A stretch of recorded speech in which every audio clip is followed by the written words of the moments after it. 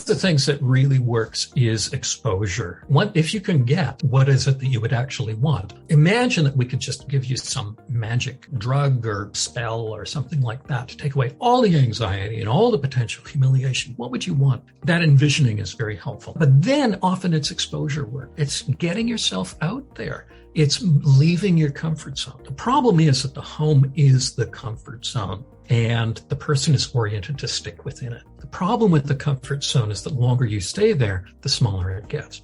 So, example, young person bullied in high school, educated at home for the last year. This is the first modeling of avoidance on the part of the parents. We'll show you how to deal with this bullying. It's avoid the entire setting and avoid all your friends and avoid everything else. So we'll have you educated at home and then kind of got stuck there and never moved on, never got a job, never went to college or anything like that.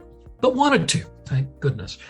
But by that point had mostly a nocturnal schedule. And so we were doing walk therapy, like where the person would actually be walking outdoors during daylight. That's where we might start. At one point, they had a family member who they met up with every so often, and they would go to the same restaurant over and over and over and over and over again, because that was the comfortable place for this person. I suggested, could we make a rule that you never go to the same restaurant twice?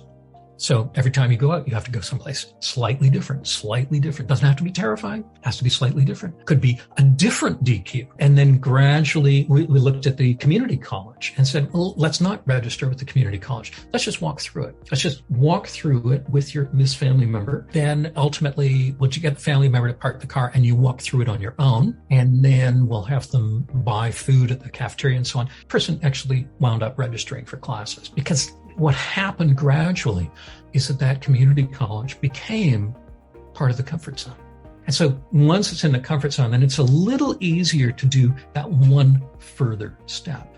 I'm often recommending people, forget about registering for UBC, which is our closest university. Just walk through the campus. And is there any of the museums or gardens or anything that has even the faintest degree of interest? And then let's expose you to that. So it begins to feel like the university is my place. I've been there before. That kind of work is very helpful. This person went through community college, transferred to a university, and wound up going through university. So that was a great success.